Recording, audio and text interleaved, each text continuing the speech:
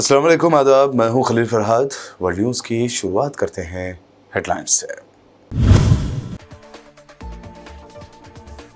Israel की गजा पर मुसलसल 24 घंटों से बमबारी जारी। शहीद फ़लस्तीनियों की तादाद 5000 से ज़्यादा हो गई। अस्पताल और तारीखी मसाजिद भी मिस्मार।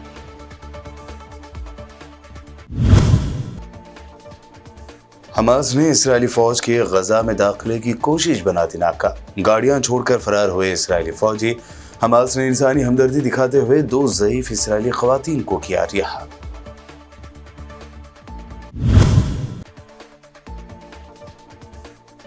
ईरान की पासदारान इनकलाब सिक्योरिटी फोर्स ने इसराइली शहर हैफा पर मिसाइल दागने की दी धमकी। मिडल ईस्ट में चीन ने अपने 6 जंगी बहरी जहाज कर दिए तैनात।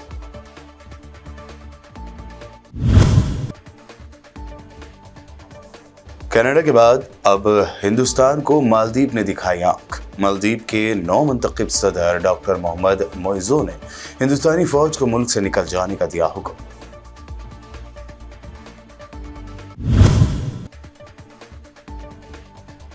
आरएसएस चीफ मोहन भागवत की 2024 इलेक्शन को लेकर आवाम से अपील। कहा, जज्बात भड़काकर वोट हासिल करने वालों से रहें मोहतात।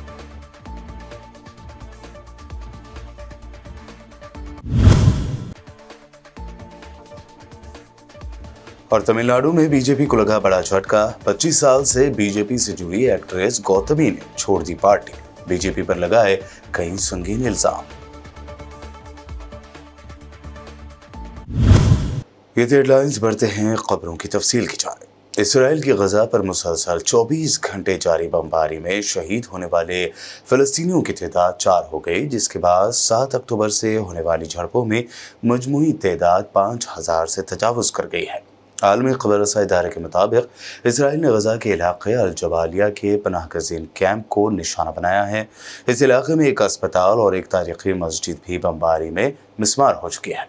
अल जबालिया में इसराइली बमबारी को मुसलसल 24 घंटे हो गए, जिसके दौरान शहीद होने वाले फ़लस्तीनियों की तादाद 24 घंटों में 400 हो गई, जबकि 100 से ज़ायद ज़ख्मी हैं। अल कुद्स और अल शफा अस्पताल भी तबाह हो गए। हमास के सियासी ब्यूरो के सरबराह इस्माइल हानिया ने जोर देकर कहा है कि सियोनी काबिज दुश्मन को सिक्योरिटी नहीं मिलेगी जब तक हमारे लोग और बच्चे हमारी बाबरकत सरजमीन पर सलामती, आज़ादी और खुद मुख्तारी से लुत्फ़अंदोज़ हो सके। हानिया ने आज मंगल की सुबह एक प्रेस बयान में कहा कि ये मुजरिम किसी के दरमियान फ़र्क नहीं करते। वो बच्चों, औरतों और बूढ़ों को कत्ल करते हैं और गजा की पट्टी में सबसे हौलनाक कत्लेआम कर रहे हैं। ऐसा करते हुए वो तारीख में खुद को आला दर्जे के बेशरम और खूंखार होने का सबूत पेश कर रहे हैं। दूसरी जानिब हमास ने गजा की सरहद के पास इसराइली हमले को नाकाम बना दिया है, जिसमें इसराइली फौज के 2 बुलडोज़र और एक टैंक तबाह हो गए। आलमी मीडिया ने तस्दीक की है कि हमास के Askari wing al Qassam brigades और इसराइली फ़ौज के दरमियान खान यूनुस के सरहदी इलाके में ज़मीनी झड़प हुई, जिसमें इसराइली फ़ौजियों को अपनी गाड़ियाँ छोड़कर फरार होना पड़ा। दूसरी जानिब अल जज़ीरा की रिपोर्ट के मुताबिक हमास के अस्करी विंग ने इसराइली फ़ौज के गजा में दाखिले की कोशिश नाकाम बना दी है। हमास का कहना है कि इसराइल ने गजा की सरहद पर खान यूनिस के करीब इसराइली ज़मीनी हमले को नाकाम बना दिया है, जबकि इसराइल ने भी एक फ़ौजी हलाक और 3 दीगर के ज़ख्मी होने की तस्दीक की है। हमास ने 2 ज़ईफ़ इसराइली यरग़माली ख़वातीन को रिहा कर दिया है। हमास के मुसल्लह विंग के तर्जुमान अबू उबैदा ने सोशल मीडिया पर बयान में कहा कि यरग़माली इसराइली ख़वातीन को इंसानी हमदर्दी और ख़राब सेहत की बुनियाद पर रिहा किया गया है। ख़वातीन की शनाख्त 85 साला ओशियोडोल शिफ्ट्स और 79 साला नूरियत कोपर के तौर पर हुई है। हमास का बयान में मज़ीद कहना था कि दुश्मन ने उनको कबूल करने से इनकार किया और हमारे कैदियों को मामले को नज़रअंदाज किया। इसके बावजूद हमास इसराइली कैदियों को रिहा कर रहा है। एक ऐसे वक्त जब इसराइली फ़ौज गजा की पट्टी पर ज़मीनी हमले की तैयारी कर रही है, इसकी दूसरी नज़र दूसरे महाज पर है जो साउथ लेबनान से खुल सकता है, जबकि एक तीसरा महाज भी इसराइल के लिए परेशानी का बाज़ बन सकता है। गैर मुल्की खबर रसा इदारे के मुताबिक इसराइली हुक्काम ने बताया है कि उन्होंने वॉलंटियर्स की सैकड़ों सिक्योरिटी टीमें तश्कील दी है और उनमें हथियार तकसीम करने का सिलसिला जारी किया हुआ है। ताज़ा तरीन कई वीडियोस सोशल मीडिया पर गर्दिश कर रहे हैं, जहां इजरायली शहरियों को जो ट्रेनिंग ले चुके हैं हथियार चलाने की, उनमें जदीद ऑटोमेटिक और कई तरह के हथियार तकसीम किए जा रहे हैं। गजा में जंग शुरू होने के बाद से पिछले 2 हफ्ते के दौरान हज़ारों यहूदियों में हथियार तकसीम किए गए हैं, ताकि अरबों की तरफ से मुमकिन हमलों से बचने के लिए यहूदियों को सिक्योरिटी फराहम की जा सके।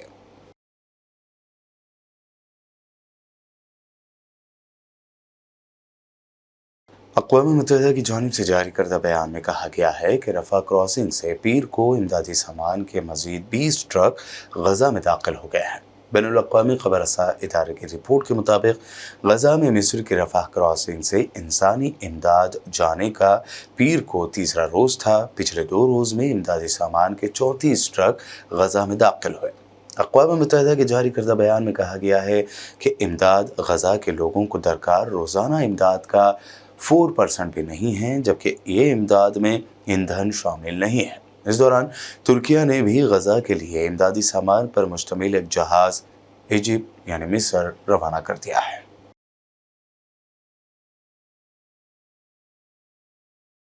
ईरान की सिक्योरिटी फोर्स पासदारान इनकलाब के deputy commander major general Ali Fadavi ने इसराइल के साथ डायरेक्ट लड़ाई की धमकी देते हुए कहा कि उनका मुल्क बगैर किसी हिचकिचाहट के इसराइली शहर हैफा पर मिसाइल दाग सकता है। यरूशलेम पोस्ट के मुताबिक अली फिदवी ने तेहरान यूनिवर्सिटी में स्टूडेंट्स से खिताब करते हुए कहा कि अगर ज़रूरी हुआ और हुक्म दिया गया तो ईरान बगैर किसी हिचकिचाहट के इसराइल के नॉर्थ सिटी हैफा पर हमला करेगा। चीन ने इसराइल और फ़लस्तीन तनाज़े में शिद्दत आने के बाद मिडल ईस्ट में अपने 6 जंगी बहरी जहाज़ तैनात कर दिया है। चीनी मीडिया के मुताबिक ओमान की बहरिया के साथ मशकों के बाद चीन की टास्क फोर्स नामालूम मकाम की जानिब रवाना हो गई है। बरतानवी मीडिया रिपोर्ट्स का कहना है कि चीन की जानिब से मशरक़ वस्ता में type 052D guided missile destroyer रेबो फ्रिगेट जिंगजो और सप्लाई शिप चिंदालो शामिल है। चीन की जानिब से इन जंगी जहाज़ों को मिडल ईस्ट में तैनात करने के बाद खित्ते में हालात मज़ीद कशीदा हो गए हैं। सऊदी अरब में मौसमियात के कौमी मरकज़ की जानिब से समंदरी तूफ़ान तेज से मुताल्लिक़ अहम बयान सामने आया है, जिसमें कहा गया है कि बहरे अरब में तेज समंदरी तूफ़ान की शिद्दत बढ़ेगी। गैर मुल्की ज़राए इब्लाग़ के मुताबिक सऊदी मौसमियात के मरकज़ की जानिब से जारी बयान में कहा गया है कि इतवार को तेज तूफ़ान तीसरे दर्जे का रहा। हवा की रफ्तार 178 से 251 किलोमीटर फ़ी घंटा रही। बयान में कहा गया है कि आज मंगल को समंदरी तूफ़ान तेज की शिद्दत में इजाफा हो जाएगा।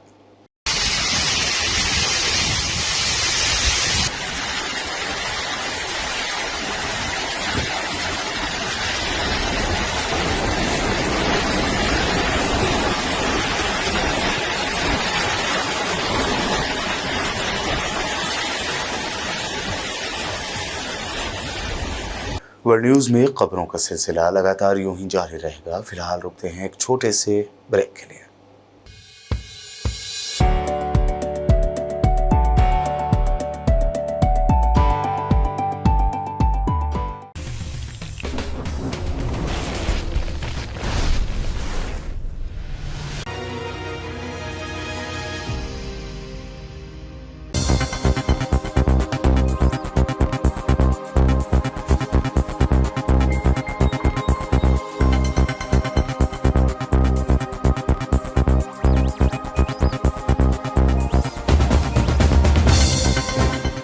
ब्रेक के बाद आगे बढ़ते हैं और अब देखते हैं मज़ीद अहम खबरें। मालदीव के नौमुंतखब सदर डॉक्टर मोहम्मद मोइज़ो ने हिंदुस्तानी फ़ौज को मुल्क से निकल जाने का हुक्म दिया है। बरतानवी नशरियाती इदारे के मुताबिक मालदीव के नौमुंतखब सदर ने इलेक्शन में कामयाबी के चंद ही रोज़ बाद हिंदुस्तानी सफ़ीर से मुलाकात की और हिंदुस्तानी फ़ौज को वापस भेजने का हुक्म दिया है। मालदीव के सदर का बयान में कहना था कि अपनी सरजमीन पर किसी गैर मुल्की फ़ौज को बर्दाश्त नहीं करेंगे। तमाम हिंदुस्तानी फौजियों को फौरी तौर पर वापस जाने का हुक्म दिया गया है। हिंदुस्तानी फौज की मौजूदगी मालदीव को खतरे में डाल सकती है। उन्होंने मजीद कहा कि मालदीव के अवाम से हिंदुस्तानी फौज को वापस भेजने का हमने वादा किया था। मुल्क भर में एक पार्टी की जानिब से नफरत की सियासत की जा रही है। ऐसे में राष्ट्रीय स्वयं सेवक संघ के चीफ मोहन भागवत ने विजयदशमी के मौके पर अपने बयान में आवाम को मशवरा दिया कि 2024 इलेक्शन से पहले जज्बात भड़काकर वोट हासिल करने वालों से मोहतात रहें। आरएसएस चीफ ने लोगों से मुल्क के इत्तेहाद, वजूद, पहचान और तरक्की को ध्यान में रखते हुए वोट करने की अपील की। उन्होंने कहा कि मसाइल को हल करने के लिए दुनिया हिंदुस्तान की जानिब देख रही है।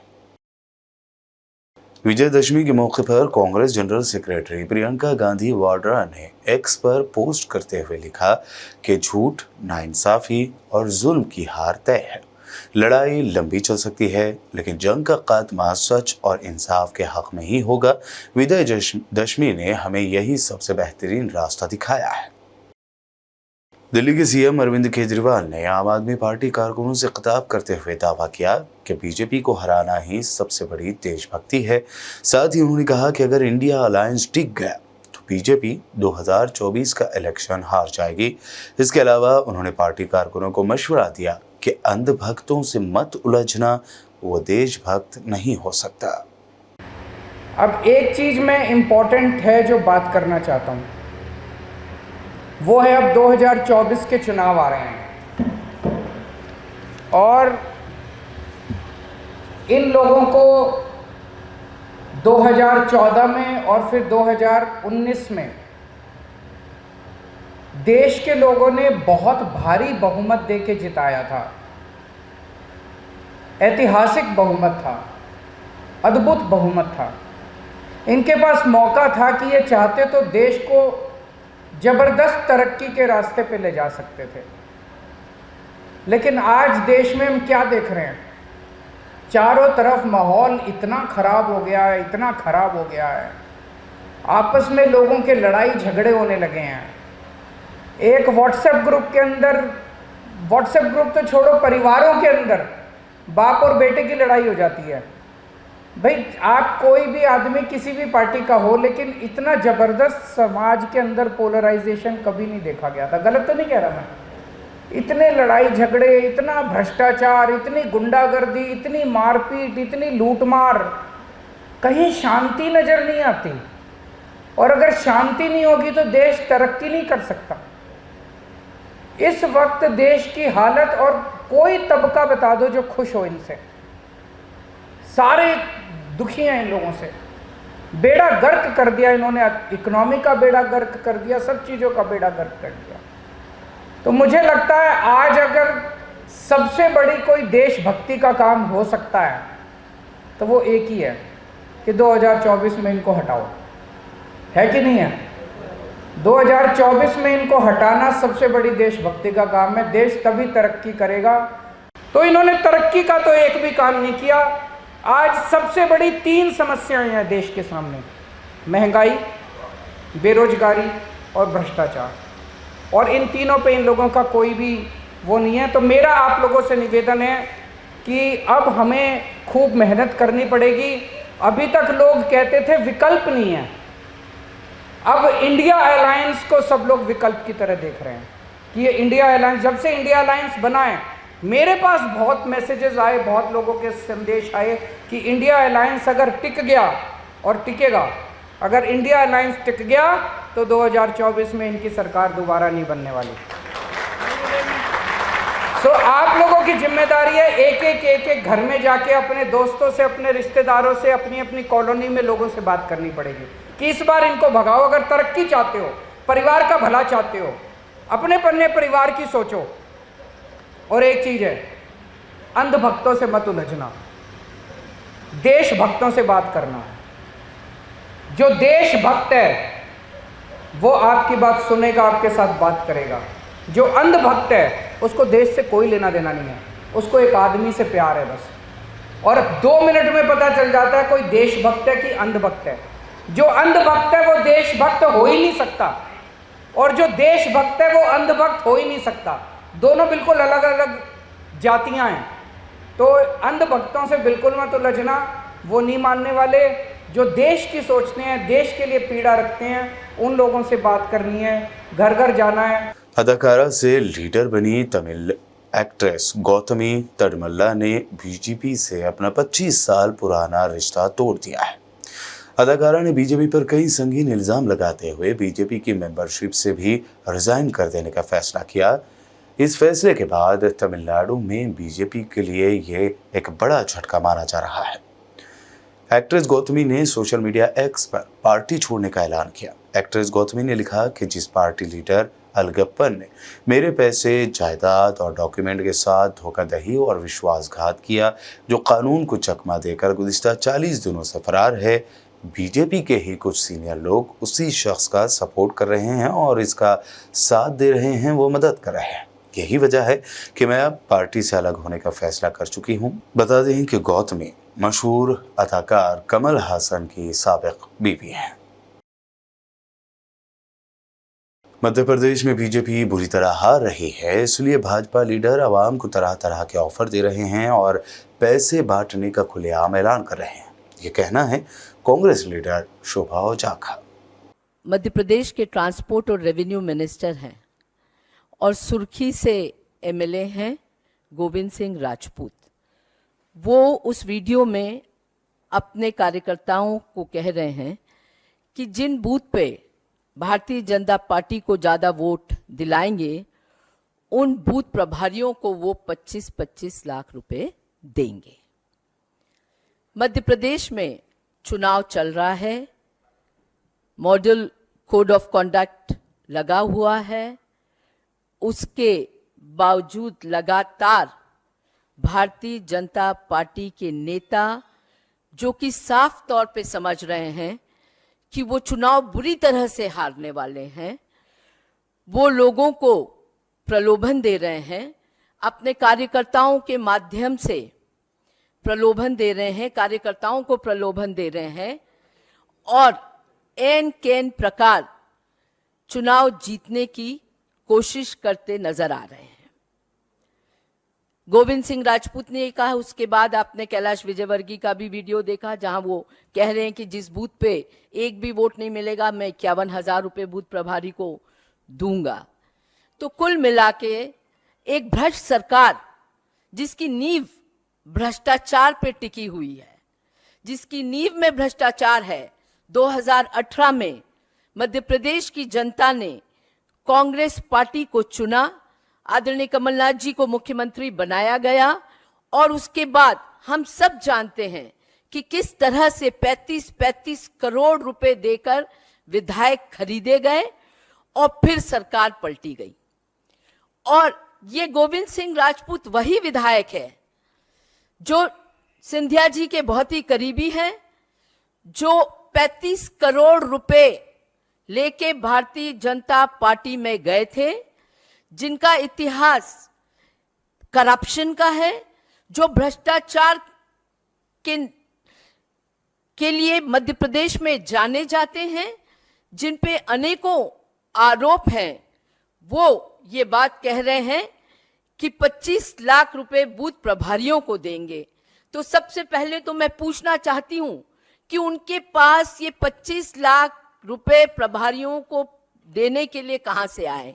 क्या ये वही पैसा नहीं है जो उन्होंने करप्शन 50% करप्शन करके मध्य प्रदेश की जनता के अधिकार का पैसा, गरीब जनता का पैसा जो उन्होंने चुराया है भ्रष्टाचार के चलते, क्या उसी से ये 25-25 लाख रुपए प्रभारियों को देने की बात कर रहे हैं चुनाव उनको जिताने के लिए?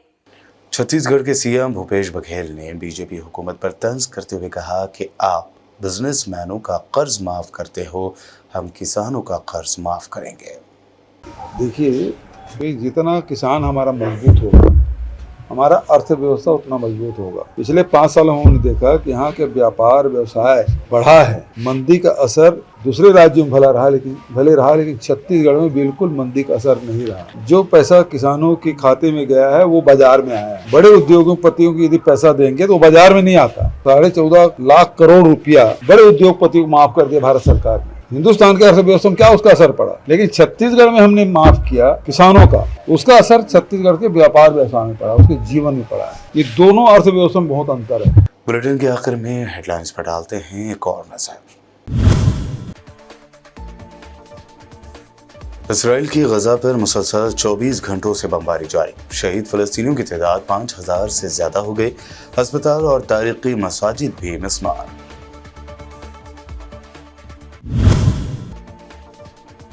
हमास ने इसराइली फौज के गजा में दाखिले की कोशिश बना दी नाकाम। गाड़ियां छोड़कर फरार हुए इसराइली फौजी। हमास ने इंसानी हमदर्दी दिखाते हुए 2 ज़ईफ इसराइली ख़वातीन को किया रिहा।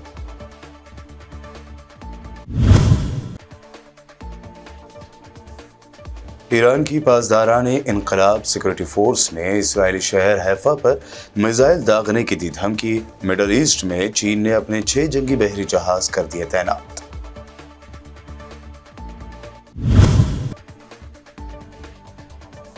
कनाडा के बाद अब हिंदुस्तान को मालदीव ने दिखाई आंख। मालदीव के नौ मुंतखब सदर डॉक्टर मोहम्मद मोइज़ो ने हिंदुस्तानी फौज को मुल्क से निकल जाने का दिया हुक्म।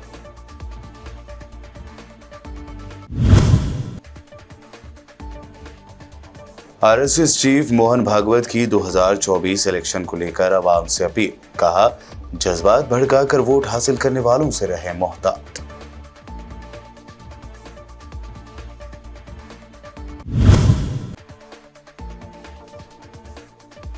और तमिलनाडु में बीजेपी को लगा बड़ा झटका। 25 साल से बीजेपी से जुड़ी एक्ट्रेस गौतमी ने छोड़ दी पार्टी।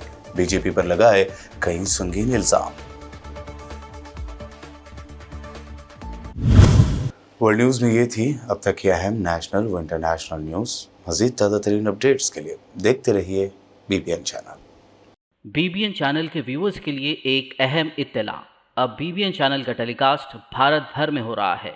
हमारे व्यूअर्स भारत में कहीं भी टीवी पर आप बीबीएन चैनल देख सकते हैं।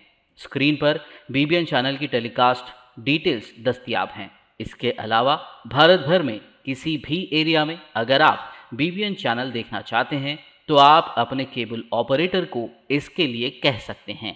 आपकी डिमांड पर वो ज़रूर बीबीएन चैनल टेलीकास्ट करेंगे, क्योंकि बीबीएन एक फ्री टू एयर चैनल है। इसके लिए आपको सिर्फ हमारे दिए गए नंबर पर केबल ऑपरेटर से कॉल या व्हाट्सएप पर मैसेज करवाना है। हम आपके केबल ऑपरेटर तक बीबीएन चैनल पहुंचा देंगे, जिससे वो आपके एरिया में टेलीकास्ट कर सकते हैं। इसके लिए चैनल की हमारी पूरी टीम लगातार काम कर रही है ताकि आप तक बीबीएन चैनल को पहुंचाया जाए। इसके अलावा बीबीएन चैनल को भारत भर में रिपोर्टर्स की ज़रूरत है। अगर आप सहाफ़ी हैं और बीबीएन चैनल से जुड़ना चाहते हैं तो आप भी दिए गए नंबर पर रब्त कर सकते हैं।